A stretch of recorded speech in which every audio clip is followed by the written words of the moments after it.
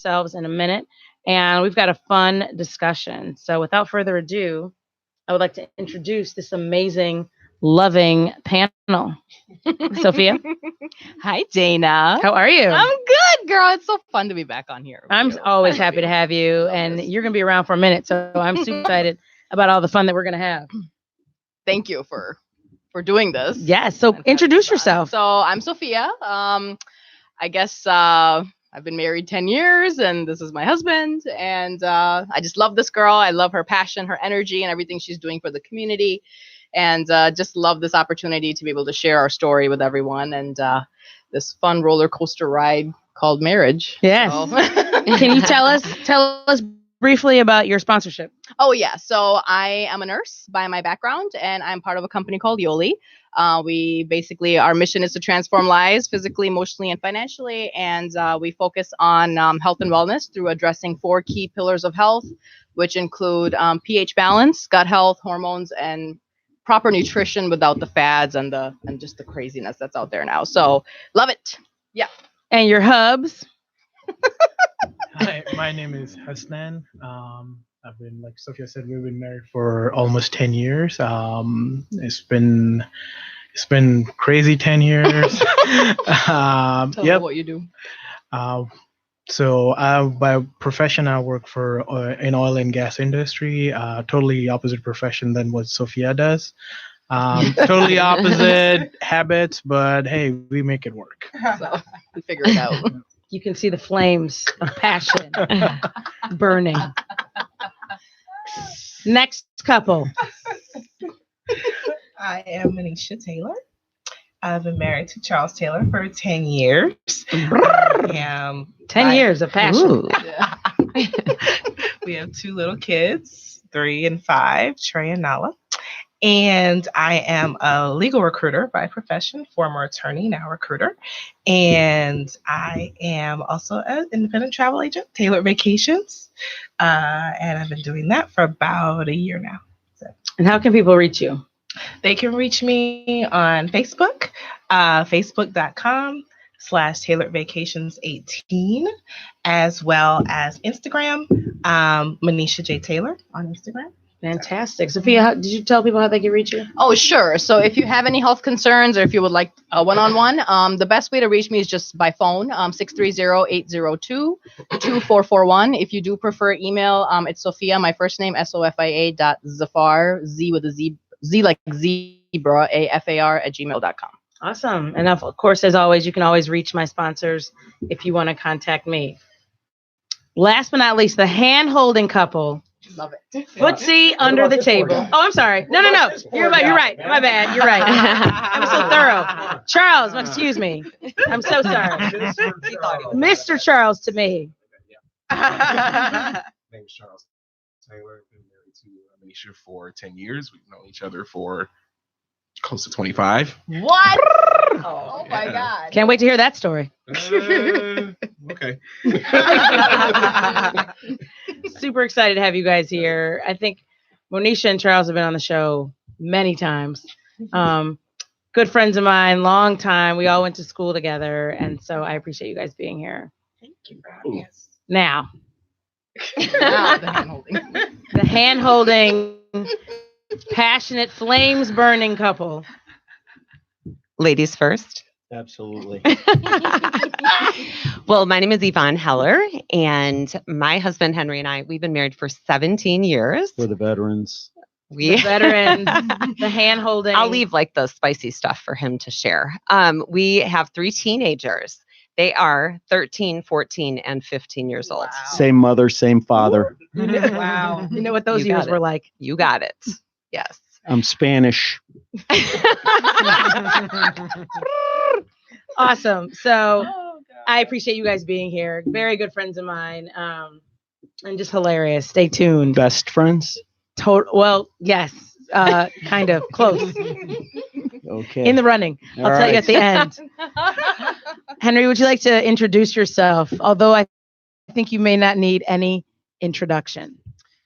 Well, my name is, I'm referred to as Yvonne's husband all the time, but my official name is Henry Heller. I'm in technical sales, And I've been married, as Yvonne mentioned, 17 wonderful years. I've known her for 21 years. Wow. Yeah. Awesome. So can I start with you guys? Can you tell us briefly how you met? Should I just drop the word? Go ahead. Ecstasy. Ooh. And it's not the drug. Ooh. Whoa. We're jumping off to a hot start. So jump right. How Love weird is boat. that? He was alone I was by myself on the cruise. on a cruise. On the love boat. And Kind of weird. well, anyways, it's kind of the path to Yvonne was a little complicated because her friend had to pick me up, and I dated her friend for a couple of months. It was a long distance relationship, which kind of like fizzled out. But then that was the path. That was the catalyst that led me to this wonderful young woman. So everybody wants to know, are you still friends with this? I know. Rough Everybody draft? asks that. Well, because It wasn't weird because actually they broke up and then it was probably 6 or 7 months later that we reconnected. We reconnected by or the hooked up. through the but advice. you didn't answer the question. Are you guys still friends with this girl? We are. We That's are. awesome. Was she in your wedding though? Definitely not. What? Look at all that shade. Definitely not. Awesome. Monisha, Charles. I'll let him tell it. He So- likes to tell it. Tell it. It's the truth. Ooh. No, we Getting met. hot and steamy in here. We met sophomore year through a mutual friend of ours. Sang in a choir with her. How did you know Kim? Ooh. We just called her out. Yeah. Freshman She's fine. year. We just met freshman year. I don't remember how. High school or college? College. Sophomore year. Where'd you go to school, Charles? Morehouse College. And Oh. Monisha, where did you go to school? Spelman College. That's going to be relevant later. Stay Very, tuned. very relevant. Stay tuned. And last but not least, You want to tell it? You tell it. A little bit unique. We were arranged marriage. What? Wow. So we met in. I used to live in London, United Kingdom back in the day. So she moved over, traveled over there with her family, and we saw each other. We said yes. I proposed her in front of Buckingham Palace, and we got engaged. So wait, after 2 wow. days. So after After being 2 days. arranged, Whoa. Wow. you guys, you had an opportunity. Do you have an opt-out option? Like, could you be like, Yeah. heck no? Mhm. Yeah. So you guys were did. both like, after Mhm. 2 days, you were like, yes. No, I think the thinking process is a little bit different in different cultures. So you gotta respect parents' decision, and then you gotta make it your decision. Did kind you of meet thing. each other? Did you meet each other's parents before you two met? Our parents were family friends. Oh, Mhm. nice. Was there a dowry involved? No. Mm-mm. No. But you guys had never met. I met him briefly. I was 16, and I thought he was so rude and obnoxious. And because, like he said, our families knew each other, so I knew of him, but I didn't really know him. I had a huge crush on his older brother, who was actually married at the time, and I just thought he was so hot and a very, very social guy. You know, he took us around. I mean, we had a great time, but he is just the polar opposite of his brother. So very quiet, very just didn't really pay me much attention. So and then 3 years later, So he's quiet and rude and obnoxious. uh-huh, 3 years later, I meet him and for a marriage proposal, and it was just I was 19. I was very, very young, and I think part of the reason why I also said yes was because I was very young and naive. And I guess we'll get into that later. But yeah, I mean, I just couldn't. My mom asked me, "What do you think?" I'm like, I can't find anything wrong. So she's like, "Well, is that a yes?" I'm like, oh, I don't know. I mean, I guess. And so we went ring shopping, and then yeah, 2 days later, half after on the K1 visa. Boom. Here we are. Did anybody get the license plate of that bus? No. So for the other, you guys have kind of talked about knowing that the other one was the one for you. To the other couples, how did you know that he or she was the one? He said he was going to defer to the veterans. Oh, refer to the veterans. Oh, okay. Deflect. Oh, okay. Wow. Deflect. That makes us experts, I guess. Yes. Yeah, I guess Henry was the first person that I sort of had that kind of immediate attraction to, which I'd never, ever like look at someone and be like, wow, I have an attraction for that person. I'd have to really get to know them. So that's the only clue, I guess, for me. So was it love at first sight on the Love Boat? Well, so it wasn't really on the boat. It was sort of at the reconnection. Oh, that's right, the reconnection, Yeah. right? Yeah. So I saw him through like a whole different set of eyes. It was kind of weird. I didn't So have it's my kind of a- goatee. Yeah. I had a goatee Maybe on that the was boat, it. and I didn't have the So goatee. sans goatee. I was like, ooh, he's and hot.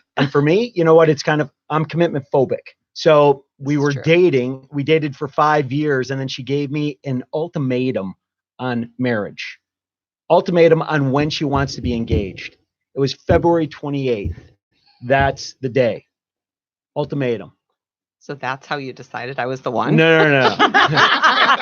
I was think just he's like battling this. having flashbacks. No, I was just having that thing where it's like kind of marriage, rest of my life, Yvonne. Marriage, rest of my life, Yvonne, all of this stuff. We got engaged on February 28th So at it about was 10 your- o'clock at It night. was your last day. It was my last Do day. you but file your taxes on the last day? I do. Don't answer. It's fine. What advice do you have for all the commitment phobe gentlemen who are Ooh. watching, or women who are watching? Like, do you regret, don't answer that, but like, Yeah. I don't care. in terms of commitment phobia, because I know you guys are madly in love. I went on a double date with you and you guys were making out the whole time. Like, what advice do you have for people who are commitment phobes? Because I think part of that is just fear. Mostly it's all fear. And so pushing past that leads you to a whole world of beautiful children, beautiful life. You guys are magical and amazing. You're holding hands. So what advice do you have for the commitment phobes out there? That's a great question. Commitment Want me to phobes. come back to you? Do you want to wait to commit to an answer? Ooh, No, good one. I'll go ahead and jump in right now. I'll kind of like to say it right now. Get in When there. you talk about the commitment being commitment phobic and talking about that, you really have to be 100% sure. And what I mean by that is that, make sure that this person is the person that you want to go into bad times, rough times, smooth times, everything, health, everything. So you want to make sure that that person is battle ready. You are battle ready because you are going to be facing some incredible battles. Everything. Absolutely. Yep. Yeah. Personal. Save that topic. Yeah. So, but I guess the last thing I'd say is that now, have you ever seen that movie Halloween, where Jodie Curtis is kind of like running in the street and she's running into different houses because she's looking for help, right? Well, that's exactly how I look at the marriage too. Because if she is kind of like seeking that help or needs that help, or I need that help, if our partner, if our spouse is not going to provide us that support, that help, then you know what? We are going to stray somewhere else and look for it. And that's why 1 out of every 2 marriages breaks up in divorce. That's why be 100% sure, commit yourself, and just really throw yourself in there. That's so true. Henry's dropping knowledge. We call that a word. I'm done. In the first, huh? We call that a word. Yeah, that is a word, honey. Drop the mic. Reverend Henry is Drop giving the a mic, word. but Earl told me not to touch the mic. It's but it's so true. And I think, I've been married before, and I think I couldn't agree with you more in what you're saying. You're signing up with just in life, not with each other, right? It's you, the two of you together against the world. But there's going to be so many challenges, particularly if you have something that's good and people know it's good. I feel like they come for it even more. Monisha, Charles, how long did you guys date before you became engaged? You laugh at me. There's a whole bunch of giggles going on. Okay, I'll tell. So we dated for about 1.5 years in college, and we broke up before senior year. And Who then broke up with who? What? What? Yes, I'm guilty. Why did you break So- up with Charles? What did he do, girl? I think it was because I was very young. And Like so 19? yes, I was 20. 20. I was 20. And he was like my first real boyfriend. So I feel because in high school, Willie wasn't allowed to date. So that's another story. But right, that's Sawyer literally Royal Wow. Oats. That's literally what happened. Mhm. So, but we stayed friends and we stayed in touch. And about 10 years after graduation, we got back together. Wow. 10 years. 10 years. Did you know, Charles, that she was the one back then? Yes. Oh, so cute. Ouch. So you I waited? know, I was bad. I dated. We dated dated. other Yeah, I people, dated but other we people. stayed friends. And then, so we graduated in 97, 2007, we actually got back together. And then about a year and a half later, Yep. we got married. Wow. that's a beautiful So cute. story. Mhm. That is. Yep. So let's jump into these single folks. Do you have friends that are single? Yep. Yes. I'm not talking about me, but other friends. Yeah. Other friends. Yeah. Other friends. One in Alabama. Are they watching? Damon They're lives in they're Alabama. watching. The hosts. Oh, sorry. Shots fired. Wow. That's awesome. So let's talk about some of these single friends, and we have more than two. Why do you think it's so hard for single people to get in the game, to get to date, to be successful? What do you think they struggle with? From what you've seen, not naming names. I think expectations.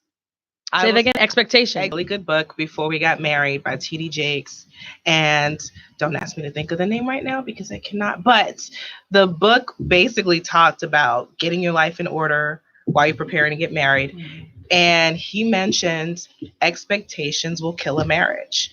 If your expectations are too high, you will be disappointed and you'll blame that other person. And basically, you are two imperfect people coming together. And so you can't expect that person to be perfect knowing you're not a perfect person. So you have flaws, they have flaws. You have to recognize that. And therefore, you have to kill the expectations. You can't expect this person to do things that you're not able to do yourself. This is true. Anybody else?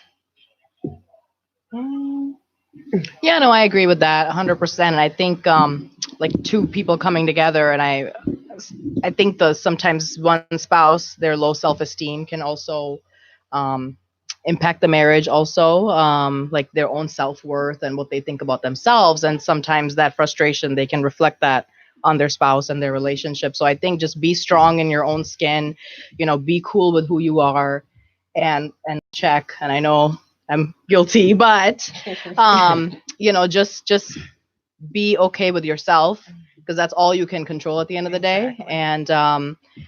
And just roll with it. Just don't over expect. I think it's like, you know what? He didn't call me up. He didn't call me back. It's been like 3 days. I'm not calling him up. Just all of these different things. Or a lot of these people, guys, I should say, expect more than they're really worth. And what I mean by that is like, oh, you know what? I deserve better than that. I can do better. I know I can do better. And in all honesty, I mean, you got to look at the person's heart. We're too shallow. I shouldn't say we're too shallow, but a lot of my friends are too shallow. They look at the physical attributes, and that's what they're looking for. That's it. I think that's right. And I think a lot of times people don't fully understand what it takes to make a relationship work. And then another thing I think has a lot to do with character. Well, I mean, look at the TV nowadays. I mean, I don't know about you guys, but in the morning, first thing in the morning, we don't kiss right away. It's kind of like, hey, did you brush your teeth yet? No. Did you? No. Okay. All right. I'll be right back. But on TV, they start making out and everything like that. It's so unrealistic. Well, and they also have those L-shaped sheets, right? The long part of the L here and the man part of the sheets, is at the waistline. Gosh, I never noticed that. Oh, the L sheets Yes. of TV, of course. Right. Kind of sexy. Oh, Yeah. So it's kind of like one of those things where I think it's just has these unrealistic expectations, and Your own stuff. Haven't done the work. We haven't done the work, and then you have this expectation that the partner is going to fill in all the gaps and make you happy and complete you. And we are not willing to do the work. We don't look at ourselves. We don't look at all the baggage, the trauma, the hurt. And we go into it, right, with this romantic fantasy, and we don't deal with this till much later. And oftentimes I think that's where we get stuck. Do people bring brokenness into relationships? Hell yeah. Well, we're Yeah. Yeah. They do. And like Yvonne said, you have to work on yourself first. I mean, that's like the first building block. If you want a strong marriage, you have to fix the mindset piece first, and not believe everything you see on social media, the unicorns and rainbows and the happily ever after. That's not real. You don't see the backstage, you're only seeing the front. And you have to recognize that as long as you're alive, you're going Right. to be growing as a person. You are not going to be the person you were when you got married. You're not going to be that person the very next day. You're going to continue to grow as a person. And so you have to realize that you're constantly working on yourself, and hopefully the person you're married to is also working on themselves as well. Because if they're not, then at some point there's going to be some separation somewhere where I'm working. Are you working? Who's not working? You gotta do your part. Gotta do your part. So I want to ask married people: is chivalry dead? That's a great question. Go ahead, Kat. That is a great question, because you want to know something. I consider myself chivalrous. and I would agree. I go and I open the door for my wife, for my daughters. I serve them at home. I do a whole bunch of different things about trying to be chivalrous. But nowadays, women, and by no means am I kind of like contesting it at all or anything, but women want to be independent and strong, and I admire that. But it kind of like affects the ability to be chivalrous. Like, you don't have to open the door for me. I know that. You don't Gentlemen? have to. Yeah, you don't But have I'm to. respecting your feminine energy. Hey, you know what? A And gentleman is always a gentleman. That's true. Period. Always. Doesn't no matter matter what what. it is. And true. so Yeah, I don't think it's dead, but it's dying, especially with the younger generations. Like we're millennials, and I like some of the older generation men versus the newer generation men. There's a huge difference, I feel. And it's something like, if I ever had a son, I would teach him all of those, pull a chair out for a girl, open the door for her. So, but yeah, My son is it's- watching. Unfortunately, I think it's process. definitely something that's dying, and it should be kept alive by proper parenting. Do you believe, as married people, do you believe in because we talk a lot about this in some of our single groups, about the male energy and the female energy, kind of what you're talking about, women having to be strong in the workforce. A lot of women are the head of their homes, head of their households in single parent homes, or just on their own, or they've been single for so long. So a lot of times they embody what people call masculine energy. They're the boss, right? But should they embrace more of a feminine energy when it comes to dating and relationships? What do you think about that? We've kind of joked about it, to be honest. Like, we used to joke about it, that I am heavy on the masculine energy, and And a lot of Henry- entrepreneurs are like entrepreneurs, just true. ambitious people. I have a lot of ambitious friends, and I don't think we're all men, but I think that we, you have some of that energy. But is that a part of, is that what kind of is the crux of your marriage? Well, and I think it's kind of celebrated, right? It's like, Yeah. yes, you're a Go. warrior, superwoman. But it can play a very negative part when you get into these tough situations, conflict, financial difficulties, roles changing, children, and it's not funny anymore. It depends what you negotiate, I guess. It's something you just don't talk about on the front end. And that's kind of what we're getting at here, right? Like, maybe you should talk about these things. You mentioned the male energy, female energy. Nowadays there are so many single women, single parents, women, and you want to know something? They have to wear both hats. Right. Exactly. So I hope, and a real man is never going to be intimidated by a strong woman. Say that again. A real man. Say that again, Reverend Henry. Real man. Say it to the camera. Preach it. Preach it, honey. A real man is never going to be intimidated by a strong woman. In fact, you will always support a strong woman. You won't be intimidated by that. Yeah. Drop the mic. Drop the again. Earl, we're out. True. So when it comes to dating and relationships, do you think women should make the first move? Men. I'm asking you this question. I've always been the one to think that men should step up to the plate. Men should initiate. Okay. Step up to the plate. Yeah. If you like this woman. Do you? Okay. And I'm going to ask the others. For me in high school, a girl asked me to go to the prom. What? I thought that was cool. I didn't go. He said he didn't go. I didn't. You thought it was cool. Yeah, Contradictory. She asked me to go. I didn't go, but it's a little more complicated than that. But I thought that's pretty awesome. I thought that was pretty awesome. Yeah. But you turned her down. Like she's probably It's a never little do more that again. complex. It's a little more Got it. complex. It's a little more. It's a little more complicated. So it's cool for the ego, but maybe not for the clothes. No. But hey, women, if they feel comfortable making that first move, if they feel comfortable doing that, then go for it. Let me ask you this, and I want to clarify this. Healthy diet and a lot of working out. I think.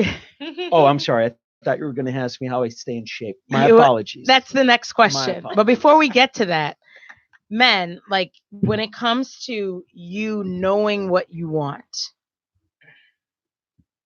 and being confident in that, do you hesitate? Because a lot of times I think women, and I call it, they make their fantasy their reality. So they make excuses for men having inaction when it comes to pursuit.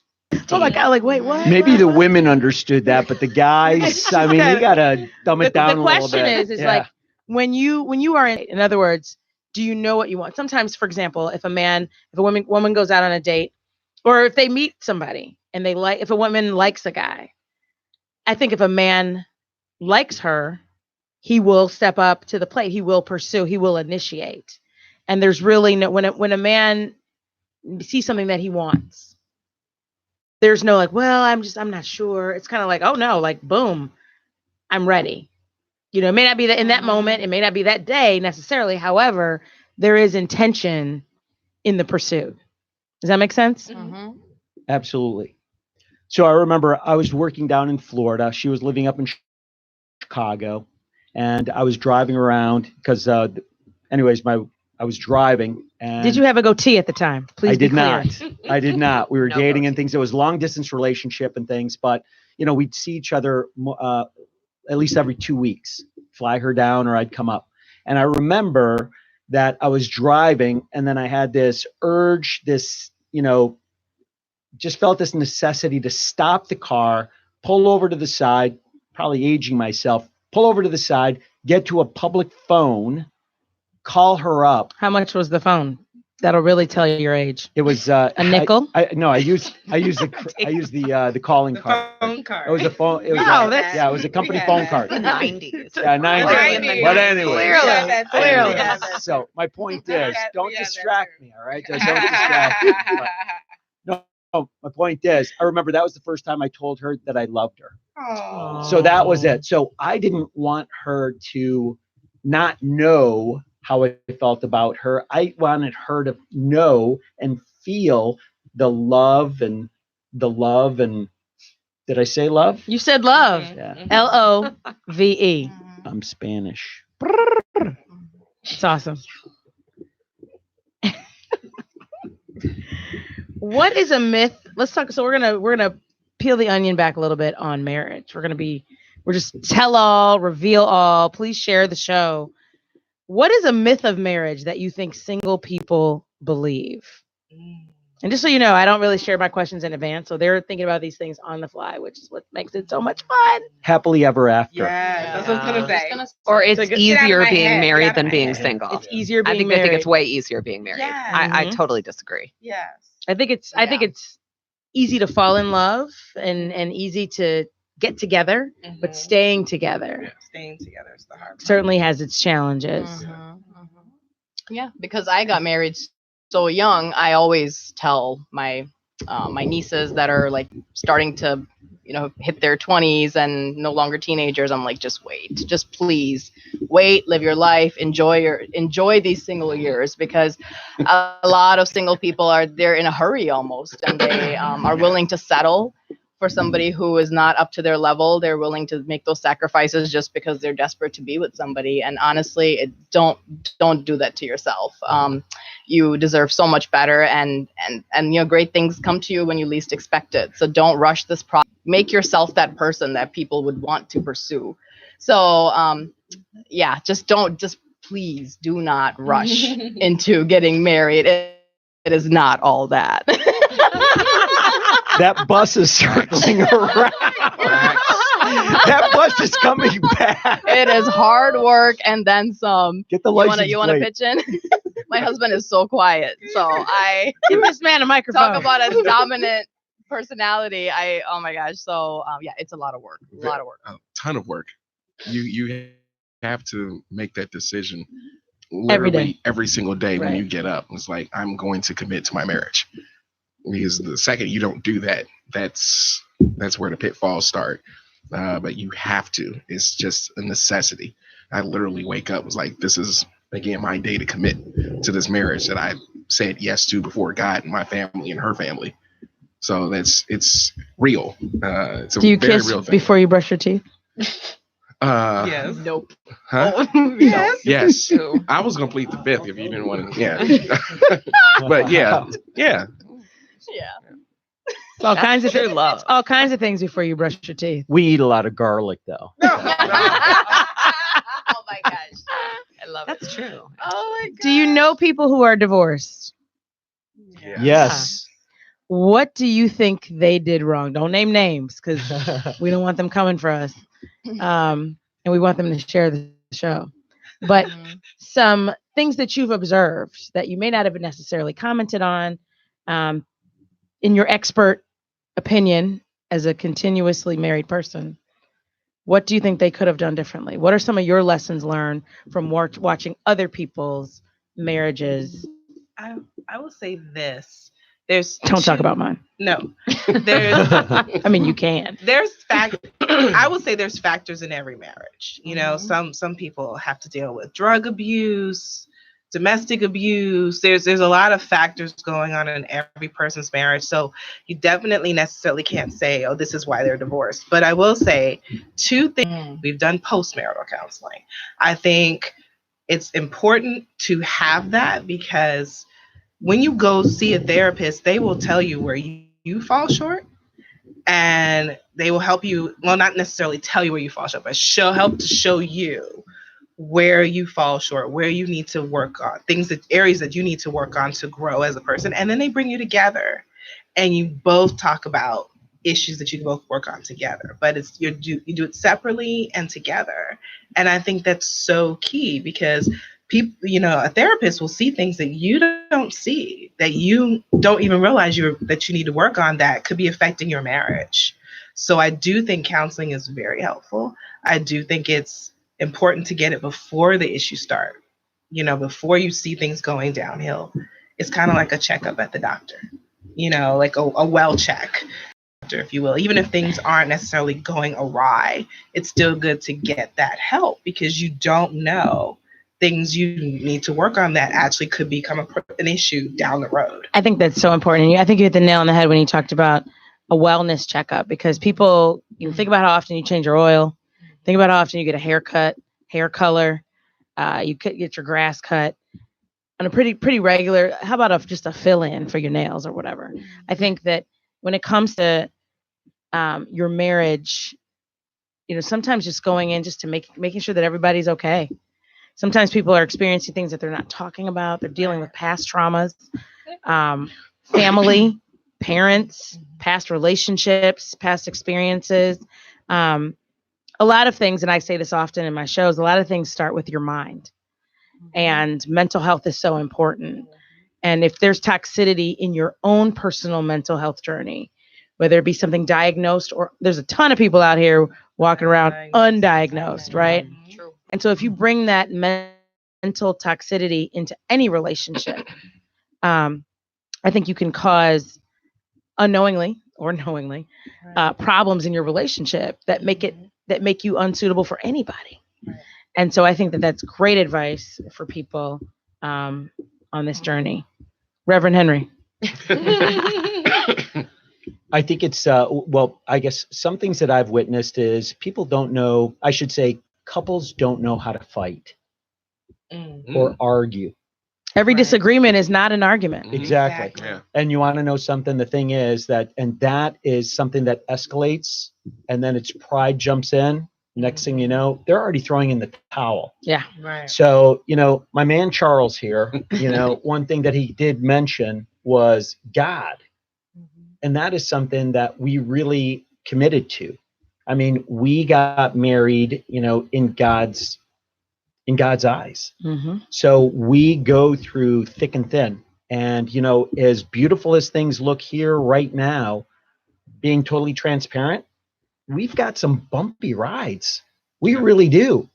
It's kind of like, her parents never fought in front of her. And, mine did. So for me, an argument, a disagreement is just that. It's kind of like, just an argument, disagreement. But one thing that she mentioned to me early in the relationship is that every argument seemed like it was going to be the end. So here I am, kind of like an afternoon, fist fight after school. And I'm ready for like a fist fight. Next thing you know, she's pushing the atomic bomb. I mean, it's like, boom, You she's thought it was- blowing everything up. She's It's packed up all your stuff. like, what's going on? Get out. So, I mean, It's like, I just wanted, A fist fight. right, I just wanted pizza. Yeah. People, their experiences really shape, tone, how you talk to people, what you say, whether you curse or not can some people grow up in homes where no one cursed. Right. And some people grew up in homes where every other word was an F-bomb. Yeah. And so that can feel differently to people. And so really learning how to fight and also understanding how people grew up, what their experience is. That's key. Yeah, I think it's so key in unpacking childhood, whether it's trauma, joys, whatever, disappointments can really show you. Because one of the cheesy movies that I love is Hope Floats with Sandra Bullock. Childhood was it, and of course she didn't say it, the writers did, but it was about childhood is not something that you just go through. It's something you spend the rest of your life getting over. Yeah. And childhood is one, and I'll say it again, it's something that you spend the rest of your life getting over. So whatever happened to you in your childhood, and some people have had some really traumatic experiences, while others have had incredible experiences. A friend of mine once said, her husband was always so incredibly happy all the time because he grew up, his parents were hippies and everything was amazing. Everything was awesome. And so she didn't even understand why he never really had a dark day, because his parents really taught him that the glass was always half full. But he used to irritate her because she was like, you just lost your job. And he's like, I know, but it's going to be fine. Without judgment, but clarity and understanding. So I think that's a great point. I just want to clarify something. When we say, fight and argue, I mean, I'd never, ever, hit a woman. I'd never, ever hit my wife. Oh, we know. I do You're not. You're a lover, I mean, Casanova. Yeah, absolutely. Not a fighter. that is one thing. We got that. Now we wrestle every once in a while in bed, but I mean, that's a totally different. That's a totally different show. Okay, I'm sorry. NC-17. I'm sorry. Okay. We'll stop there. Totally fine. And we're not going to marriage, parenting, being parents. I think kids are one of the things that have one of the biggest impacts on marriage and relationships. And that's a whole nother show about parenting. But I do want to shed a little light to successful marriages that all involve kids. Everybody here is a parent. And what would you consider to be the hardest thing about parenting when it comes to marriage? I will say, I'll start off. I think it's hard because I feel like I was talking about this with some other moms, is that as a mom, you kind of start when you're pregnant, whereas a father starts when the baby's here. Right. And because of that, you want to do everything yourself. And the biggest lesson I had to learn was stepping back and letting him do things for the baby. Because I want to do everything. He'll tell you, no, that's wrong. You got to change the diaper the other way. And no, you got to know. And I, all the time. And he was just like, let me do it. And I was like, okay. So I had to learn to kind of step back and let him assume the role as father and let him be active with the baby, just as I was. But like I said, because it starts when you're pregnant, you're already 10 months in. You're like, when this baby comes out, you're already like, I've been doing this for a while. Let me do it, So you have to, as a mom, it's hard to step back and share that with your husband and really let him bond with the child. And that was huge for me because I saw it was causing issues. He was like, okay, are you gonna let me take care of my child? Right. Yeah. And do you feel less stressed having a better equal? Yeah. So it's good for you too. It's good for you too to step back and let them assume the role. Definitely. What else? What's the hardest thing for you? Do you want to share? Or the advice? It doesn't have to be personal, but anything do you find challenging? What's hard for you? I'm like, I want him to talk, but he's like, yo, you go ahead. When I was pregnant with my daughter, that was the most difficult time in our marriage because the doctors had basically told us to start making decisions because things were not looking good. And it really shed some ugly light on some very unknown things that I didn't know about him. Because I realized that the man cannot handle any kind of stress at all. He breaks down like no other. And being pregnant, and the month before that, my mom had major brain surgery. So taking care of my mom, dealing with his meltdowns, and trying to make a decision about what I wanted to do with my pregnancy was the hardest few months ever. Thankfully, my daughter was a fighter. She was a pound when she was born. I was 6 months pregnant, but she made it. And now, like, seeing him as a dad and how crazy overprotective he is, I kind of have this newfound respect for him, as, seeing him in that role. But it really shed some light on, what he could handle and what I could handle. And it was, it's been a crazy journey, especially for a firstborn. And our marriage has been very rough, if I can be really raw and real here with you guys, these past 2 years. It's been the hardest 2 years for us. We've talked about divorce so many times, but I keep thinking about what life would be like without him. And as crazy bad as it is sometimes with us being together, I would rather have that than not have him in my life. So yeah, that was a really real moment. Yeah. But it goes back to what Henry said about the struggle. You're thrown all kinds of cards. Like kids may not always be healthy. Right. I have a special needs child as well, and it can be very rough. Santa may not come to my house. I hope he's not watching. But there can be tough times. Yeah. And it's, parents get old. You yourself, your health is not always going to be guaranteed. And so there's so many things that can happen. And that's just you. That's not talking about your neighbors, your friends. They're going through stuff too. Relationships change. People who were your best friend, your maid of honor, may not be your friend anymore. So there's so many different things that happen in your life changes, and navigating all of that. I want you guys to opine on a couple of things. You guys have all been together for a while. Nobody met online, right? Nope. Did you guys ever date online? Online wasn't even around then, right? No, I love we're it. too old for that. I love it. For a little bit. So you have a lot of friends who've dated online, who may be online right now, who may be swiping as we speak. What do you married people think of online dating? If it's a legit website, I think it works. I mean, it's just what people do today. Yeah. I mean, there's ultimately got to be that personal connection. So I think it's bogus. I think it's bogus. Yeah. I mean, look on Facebook. Are you going to tell me that everybody's life is as wonderful as it is on Facebook? No, it's not. Right. And I've spoken to so many people who've gone on, all these different websites for singles and things. And you know what? Oh, boy, she did not look anything like that, her picture. Right, of course. Yeah. And all of these different things. So I think it's bogus. I mean, it's definitely like the odds may not be amazing with online dating leading to marriage. But I've had friends that have found great people online. So, try it. Hey, have fun. Try it and then see if they are what they say. Yeah, and they're not have fun with the catfishing process. you. Yeah, so many do people your homework. Right, do your homework. Yeah, so many Do your people are homework. stuck Google. on. Google people. Yeah. Google. So many Background people check. are stuck on the Stalk them. destination. Background checks. Exactly. A lot of people want that destination, but just enjoy the journey. And when it's meant to be, it'll happen. So. Do people come to you for marital advice? Or do you give unsolicited advice? Dating relationships? I definitely don't give advice. Really? I give advice. Opposites attract. We know you do.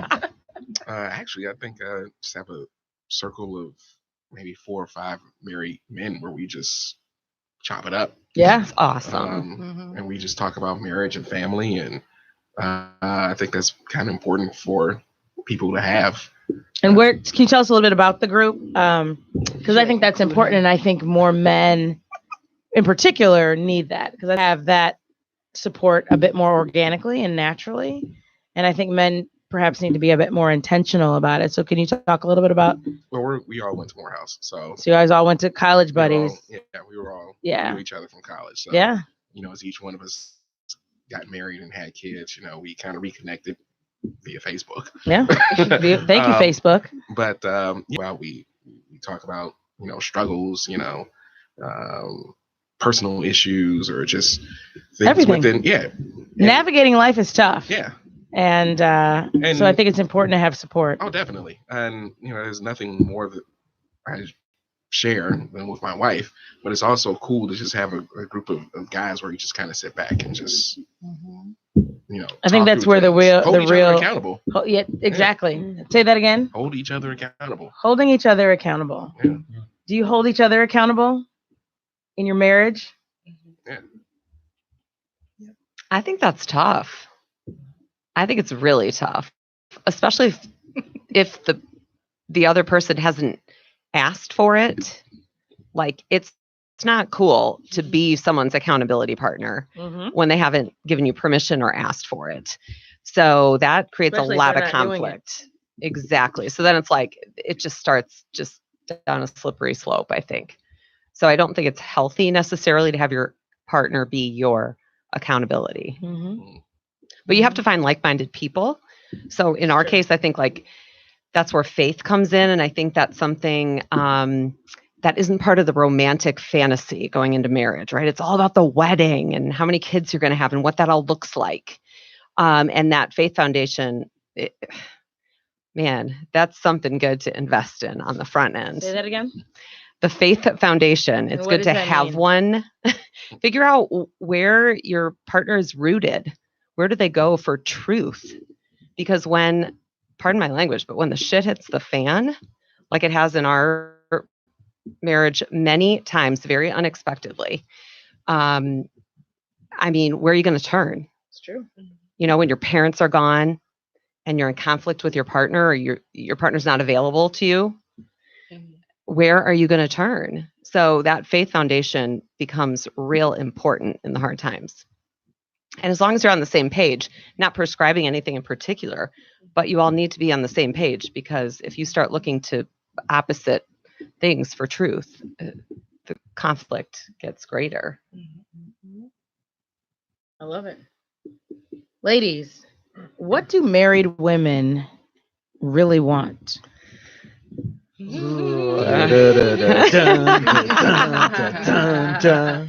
if you don't want to hold hands right now, just yeah, right. Yeah. What do married women really want? For me, my husband and I did a Facebook post about this last night, laying in bed at midnight. Your picture is so pretty. We are so completely opposite, like on every single level. So when you're saying be on the same page, we are never on the same page ever. So it's just a struggle times 10. And for me, I am that independent, strong female. I don't need you to go change my oil in my car. I don't need you to do a lot of those things because I've got it. I don't ask for a lot of the materialistic stuff, or you do this for me or buy me things.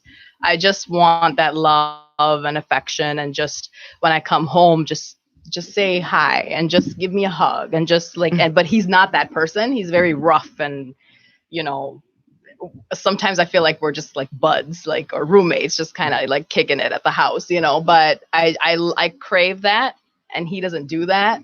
So it kills me. That's like the one thing we always fight about is just hold me, just tell me you love me, and that's it, So I think, honestly, I think that's what married women want, is just love, affection, and just respect and appreciation for what they do. So I second that.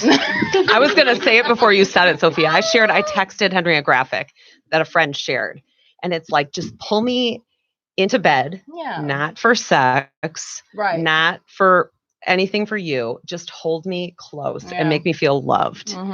And you just hit the nail on the head. I feel like that's what we desire, just to feel like also they've got your back. Rolling his eyes.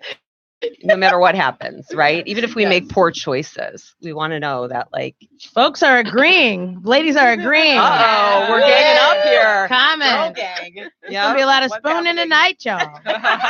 Well, if they're listening. Spooning for Christmas. Spooning, that's a good way of saying it. Yes. Yeah. A good spoon.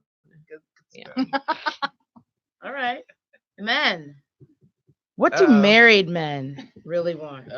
Ooh. Oh, just say it. Ooh. Carnal. I mean, I knew it was coming. We knew that. Woo! Yes, honey. All right. We do it. We do it already. Yeah. But also support. Yeah. I'm gonna try and clean this up here. A very distant second. Yeah. Yeah, support. I love it. So elaborate. Support. Just knowing that your spouse has got your back, regardless of what's going on. I mean, stop me if I'm wrong here. Men they're not going to need- stop you. Men need that rock. The kids used to say, "Ride or die." Ride or die. But man, that's something that men definitely need in their marriage. absolutely. You have to say something. Come on. I agree with Charles, and of course, support is one of the biggest things you need.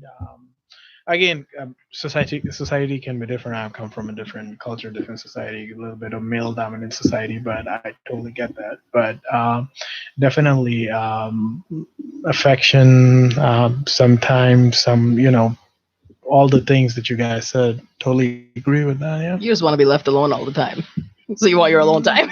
When the game is on, that's a different story. There you go. Believe it or not, though, alone time is important. Yeah. He's the same. My grandfather used to say, "Make me miss you. Oh my God. Make me miss Wow. you." I like great. that. Yeah. So it's great. funny because, Sir Charles? So, Sir Charles. Yeah, Sir Charles. It's funny because, this contraption right here, and what I'm holding in my hand is my cell phone, is probably the number one relationship breaker. Mm.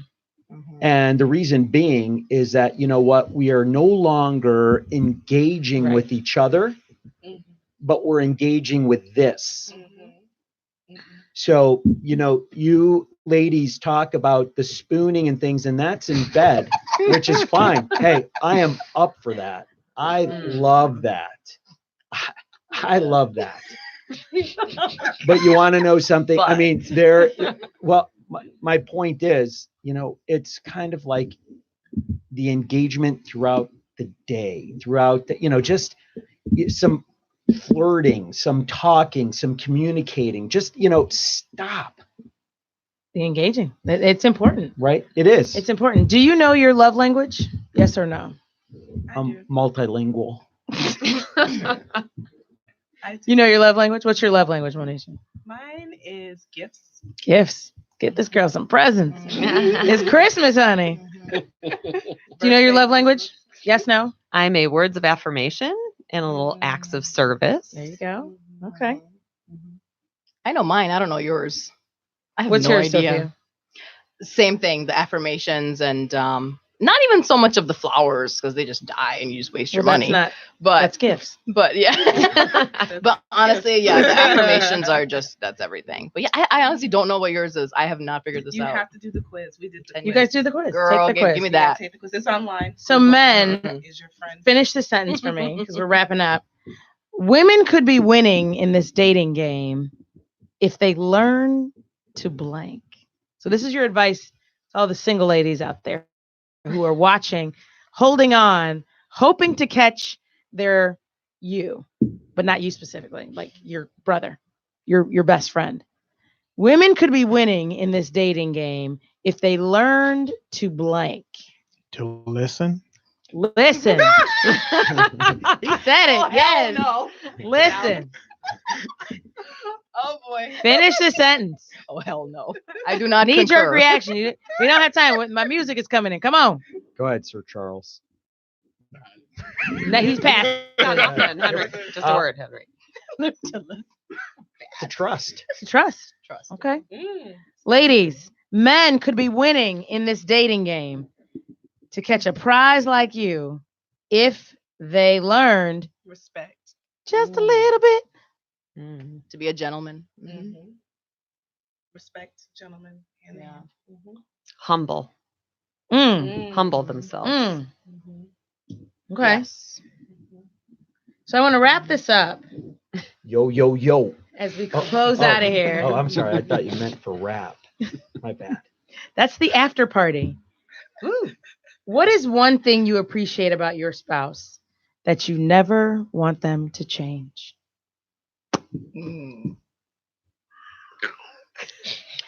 I know, like, you're always gonna be my rock, no matter how bad it gets. I know 1,000,000,000% that he's got it. He'll always be there, even if we've had the worst fight in the world that day for my daughter and I. So.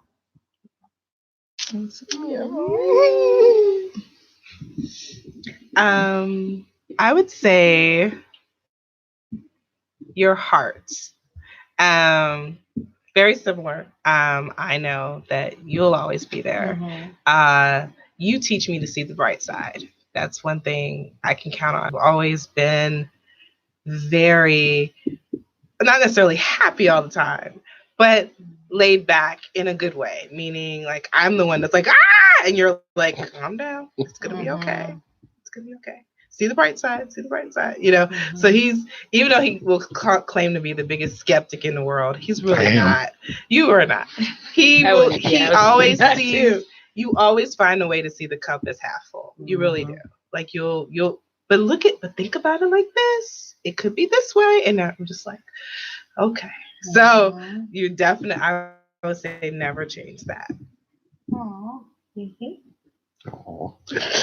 Anybody else? It's gonna be some spooning tonight, y'all. Love is in the air. Well, Henry is a very committed family man, uber committed to family, and I see a lot of men that don't continue to show up for their kids. So that is ace number one, like, for this guy, and his love for people. He really just loves people. He's very compassionate. I met Henry first, not before you, but before I met you. True story. True story. It is true. It's kind of a wild night, though. I'm not sure you're compassionate. People are posting spoons, y'all. We're getting spoons in the comments. All right. It's going down tonight, y'all. No other silverware. Folks might have to pull over and get a room in Oak Brook. I just want to share really quick that, you know what, there is actually a 70% of married couples who sleep naked are actually happy. 70%. Wow. If they sleep naked, as opposed to not sleeping naked, 70% are happier. So let me tell you. So they're naked and then they get up and brush their teeth in the morning. I just want to clarify how this all works. Yeah. Yep. We co-sleep, so yeah, we can't do that. Married couples or just couples who sleep Married naked? couples. I'm just going to say married couples. I mean, now, is that what you appreciate about your spouse that you never want to change? Yeah, Henry. Nakedness. Wow. No, you know what? I guess the trait, the characteristic that I love most about her is, her love for God. Originally, when I first met her, I remember, for me, before I met her, or before I realized who I was going to marry, it was always about somebody who has the same belief in me, or same belief as me. You know, Lord Jesus Christ is our Savior. And when I first met her, one of the things that she thought was pretty cool about me was that I would go to church every Sunday and I was a spiritual guy. But realistically, throughout the years, her faith and her belief kind of like just shot through the roof and surpassed me. So I am just very appreciative. And that is one trait that I pray never changes or extinguishes. Unlike Thank your you. goatee, which is Unlike my goatee. Long gone. Your passion. So passion for life, for family, for our relationship, your business, and just whatever you feel passionate about. I just love seeing you just go for it. And as a mother, as a wife, it's just something to see. I just sit back and like, all right. She's awesome. She's got it. So she's off. Tailored Vacations. How can they reach you, Monisha? I'm giving you some time for your answer. Okay. Oh my gosh, do you have tissue? So beautiful. www.facebook.com tailoredvacations18. Awesome. All right, so He never interesting. No, Sophia and I are polar opposites, really polar opposites. We say something, totally disagree with each other, but definitely she fills in where I lack, and then I kind of fill in where she lacks. So I think that's something that I don't want her to change about her personality. Don't be like me, but I don't think there'll be any fun in that. So yeah, I think that's how our marriage has been working for the last 10 years, because we kind of fill each other's weaknesses. It's a beautiful thing. That's beautiful. I'll take it. All right.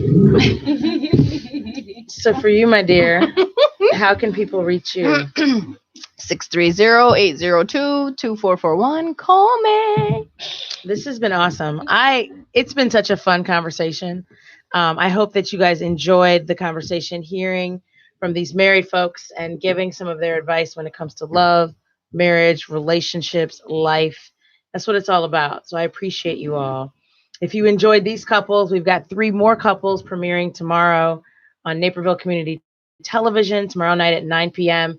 You can check us out if you're in Naperville on television, channel 17 or 99, depending on your cable situation. Or you can check us out online at nctv17.com under Dana Being Dana. It's a great show. It's a lot of fun. It's a great group. Again, a lot of my friends are married. They're all pretty awesome. Next week on Dana Being Dana, December 26th, we will be live on location in Atlanta from Cafe Circa Atlanta. I am featuring a show called Spellhouse Singles. So Monisha and Chuck, they are a Spellhouse couple. He's coughing because he wants you to pay homage, respect, and attention. A little attention.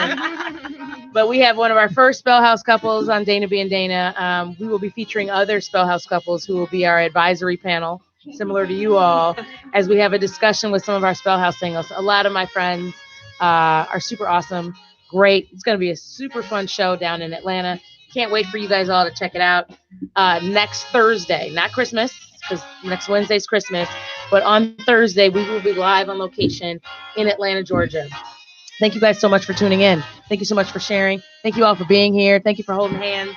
Thank you for all the love. Thank you for all the passion. Is that it? That's it. It's been amazing. I do not promise to be an expert, nor do I have all the answers. I'm just Dana Being Dana. Thank you all. Good night.